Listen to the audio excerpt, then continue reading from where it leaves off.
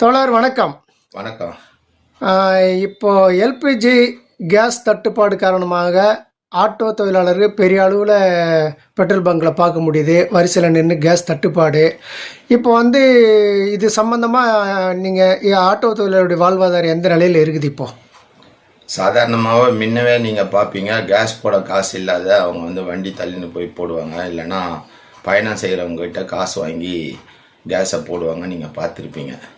ஆனால் இப்போ கேஸ் தட்டுப்பாடு. சென்னையில் 40க்கும் மேற்பட்ட பங்குங்க இருக்குது. அதில் 10 பங்கில் தான் போடுறாங்க. அதனால தான் நெருக்கடியே. நிற்கணும்னு சொன்னால் 6 மணி நேரம் நிற்கிறோம். 6 மணி நேரம் நின்னா தான் கேஸ் போட முடியுது. அப்படி கேஸ் போடணுன்னு சொன்னால் 6 மணி நேரம் நின்றுட்டு 12 மணி நேரம் அதுக்கப்புறம் ஓட்டினா தான் எங்களோட அத்தியாவசிய தேவைகள், அன்றாட தேவைகளை பூர்த்தி செய்ய முடியும். அதில் அப்படி செய்யணும்னு சொன்னால் 18 மணி நேரம் இப்போ உழைக்க வேண்டியதாக இருக்குது. ஏற்கனவே 12 மணி நேரம் உழைச்சிருந்தோம். இப்போ 6 மணி நேரம் கூடுதலாக 18 மணி நேரம் உழைக்கணும். உழைக்கலன்னு சொன்னால், கேஸை நின்று லைனில் போடலன்னு சொன்னால், மறுநாள் குழந்தைங்களுக்கு பால் வாங்கிறதுக்கோ, மல்லிகை சாமான் வாங்குறதுக்கோ, ஸ்கூலில் பசங்களை இட்டுன்னு போய் விடுறதுக்கோ, அன்றைக்கி தேவையான அத்தியாவசிய பொருட்களை ஈட்டுவதற்கோ காசு கிடையாது. தண்டல் கட்டணும், வண்டி டியூ கட்டணும், எதுவுமே நிற்காது. தேதி போச்சுன்னா வந்துடும்.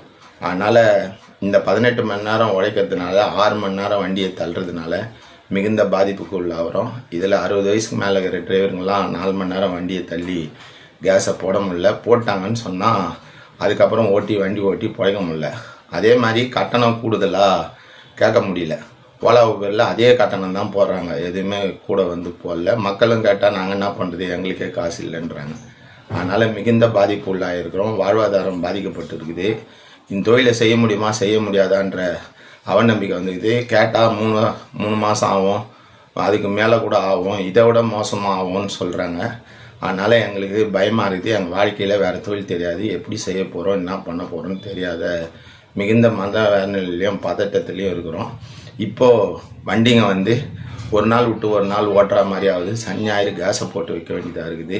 அதே மாதிரி போடணுன்னு சொன்னால் 11 லிட்டர்லேருந்து 16 லிட்டர் தான் பிடிக்கும். அப்போ 1600 இல்லைன்னா போட முடியல. 60 ரூபா விற்று இந்த கேஸு இப்போ 100 ரூபா, 40 ரூபா கூட கொடுத்தாலும் கிடைக்கல. 100 ரூபாய்க்கு கேஸ் போடணுன்னு சொன்னால் 14 லிட்டருக்கு 1600 ஏற்கனவே 300-400 ரூபாய் கையில் மொத்தமாக இல்லாததுனால 2 லிட்டராக போட்டு தான் ஓட்டுவோம், ஓட்டி தான் போடுவோம். இப்போ லைனில் அது மாதிரி போட முடியாததுனால எங்கேயாவது கடை வாங்கி போட்டோன்னு சொன்னால் அந்த காசு திருப்பி கிடைக்கல, அதுக்கே சவாரி கிடைக்கல.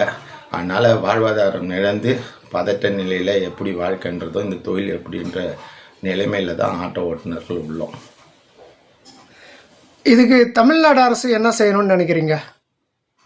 தமிழக அரசு உடனடியாக இந்த பங்கில் டிராஃபிக் ஆகுதுன்றதுனாலையும் 40 பங்கில் 10 பங்கு தான் போடுறதுனால அந்த 10 பங்கில் எல்லாரும் நின்று போடுறோம். அப்படி போடும்போது டிராஃபிக் ஆகுதுன்ற காரணத்தையும் என்னுடைய லிமிட்டில் பிரச்சனை ஏற்படுது. இதனால் ஏதாவது ஆர்ப்பாட்டம், ஸ்ட்ரைக் எதாவது நந்திச்சுனாலும் பிரச்சனை, இல்லை டிராஃபிக் ஆகிடுச்சினாலும் பிரச்சனை. எலெக்ஷன் டைமு எல்லாம் மந்திரிங்க இவங்கெல்லாம் போகிறாங்க. அப்போ என் லிமிட்டில் இந்த டிராஃபிக் என்ன பண்ணேன்னு கேள்வி வருன்றதுனால காவல்துறை என்ன பண்ணுறாங்க, உடனடியாக அந்த பங்கை போடாத, நிறுத்திடு, இப்போ போட வேணாம், இவ்வளோ ஜனம் இருந்தால் பிரச்சனை அப்படின்னு சொல்லி சொல்கிறாங்க. டிரைவருங்க போய் பேசி, ஏங்க எங்களுடைய வாழ்வாதாரமே போகுது, யார் வேட்பாளர் வந்தான்னா, யார் வந்தான்னா எங்களுடைய வாழ்க்கை இந்த பெட்ரோலுக்கு டீசல் போடலன்னு சொன்னால், கேஸ் போடலன்னு சொன்னால் நாங்கள் பயணியை ஏற்றின்னு போக முடியாது, சாமானிய மக்கள் பயன்படுத்தக்கூடிய வாகனம், ஏன் எங்களை தடுக்கிறீங்க, நாங்களே லைனில் நின்று 6 மணி நேரம் போடுறோன்னு சொல்லி சொன்னால் அவங்கள ஃபோட்டோ எடுத்து கேஸ் போடுற இது இருக்கிறதுனால, வழிமுறை இருக்கிறதுனால எல்லா வண்டியும் ஃபோட்டோ எடுத்து ஆர்ஐ பூந்தமல்லி ரோட்டில் இருக்கிற இந்தியன் ஆயில் கார்பரேஷன் சங்கந்தட்டா நகர் சபை மிரட்டுறாரு. ஊடகத்திலெல்லாம் கூட வந்தது. அப்போது இது காப்பந்த அரசு தமிழக முதலமைச்சர் உத்தரவிடணும், முடிஞ்ச அளவு உத்தரவிடணும், இல்லை கருத்தியாக தெரிவிக்கணும். அதே மாதிரி காப்பந்த அரசில் டிஜிபியும் யூரியும் மாற்றிருக்காங்க, உள்துறை செயலாளரையும். அதனால் அவங்க 2 பேரும் இந்த ஓட்டுநர்களுக்கு பாதுகாப்பு வழங்கணும், மக்களுக்கு பாதுகாப்பு வழங்கணும், பேரிடர் காலமாக இதை கருதணும், லாக்டவுனாக கருதணும். ஆட்டோ ஓட்டுநர்களுடைய மிகுந்த பாதிப்பு இருக்கிறதுனால அவங்களுக்கு காவல்துறை ஒழுங்குபடுத்தி அந்த கேஸை நிரப்புவதற்கான வேலையை செய்யணும். அதே மாதிரி தமிழக அரசு நிதி வழங்கணும். பேரிடர் காலமாகவோ லாக்டவுனாகவோ கருதி வாழ்க்கையை இழந்துக்கிறாங்க அன்றாட கூலி தொழிலாளர்கள். இவங்க எரிபொருள் இல்லைன்னா இவங்களால வருமானத்தை ஈட்ட முடியாது. எனவே இதை கருத்தில் கொண்டு அரசு நிவாரணம் ஒழுங்குபடுத்தி எல்லா பங்குலையும் கிடைக்கிறதுக்கான இது யார்கிட்ட கம்ப்ளைண்ட் கொடுக்குது, ஏன் எல்லா பங்குலையும் கிடைக்கல, 40 பங்குலையும் இருந்ததுன்னு சொன்னால் இந்த ஜனம் வராது, 10 பங்கில் வரதுனால இந்த ஜனம் வருது. அதனால் இதனுடைய உண்மை தன்மை நான் வெள்ளை அறிக்கைன்னா கேஸ் கிடைச்சிதா, யார் தரணும், மத்திய அரசு அனுப்பலையா, எங்கேருந்து கேஸு எல்பிஜி கிடைக்கல அப்படின்ற ஒரு அறிக்கையை தமிழக அரசு வெள்ளை அறிக்கையை தந்து அதுக்கான திட்டமிடலை அதுக்கான அதிகாரிகளை கூப்பிட்டு பேசி 40 பங்குலையும் கிடைக்கிற மாதிரி ஏற்பாட்டை செய்யணும். நிவாரண நிதி என்பதை ஆட்டோ ஓட்டுநர்களுக்கு வாழ்வாதாரம் இழந்து தவிக்கக்கூடிய ஆட்டோ ஓட்டுநர்கள் நிவாரண நிதி வழங்கணும். காவல்துறைக்கு உத்தரவிடணும்.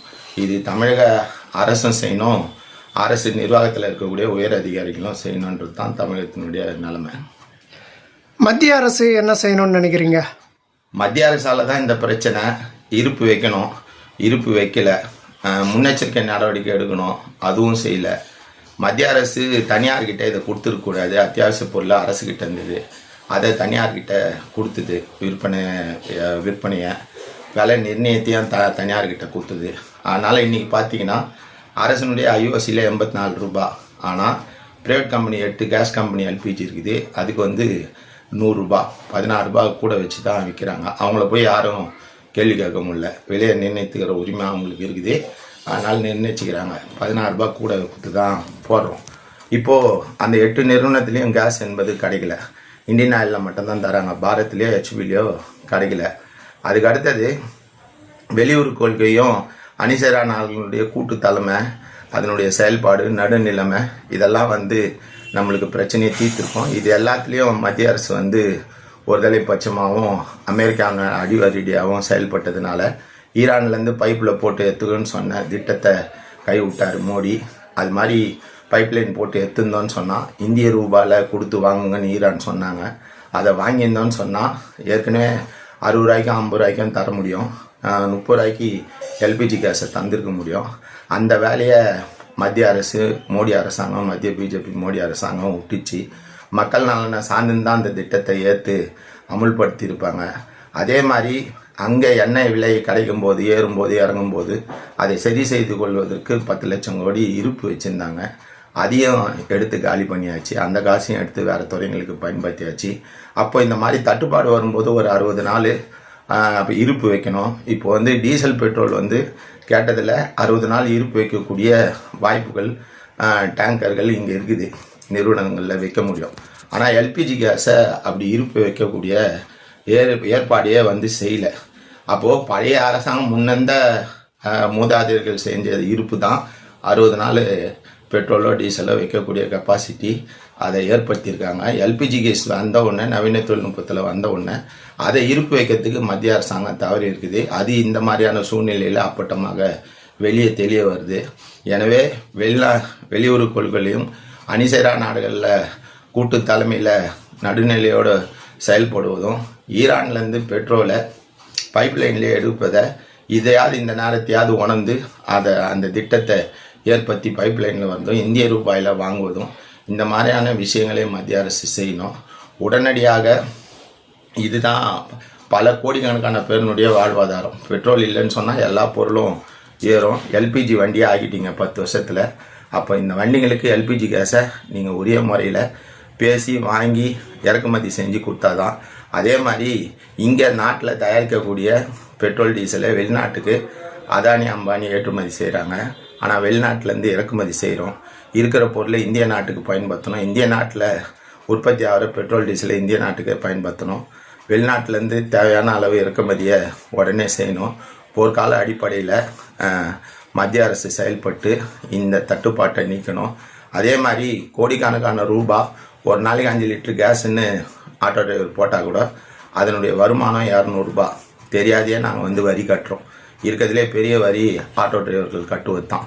25 நாளாவது ஓட்டுவோம், 5000 ரூபாய் வரி கட்டுறோம். அப்போது டேக்ஸு வரி கட்டக்கூடிய எங்களால் வருவாய் வரக்கூடிய மத்திய அரசாங்கம் இந்த நிதியிலேருந்து இந்த போர்க்காலத்தில் நிவாரண நிதியாக ஆட்டோ ஓட்டுநர்களுக்கு நிச்சயமாக உடனடியாக வழங்கணுன்றது தான் மத்திய அரசு செய்ய வேண்டியது.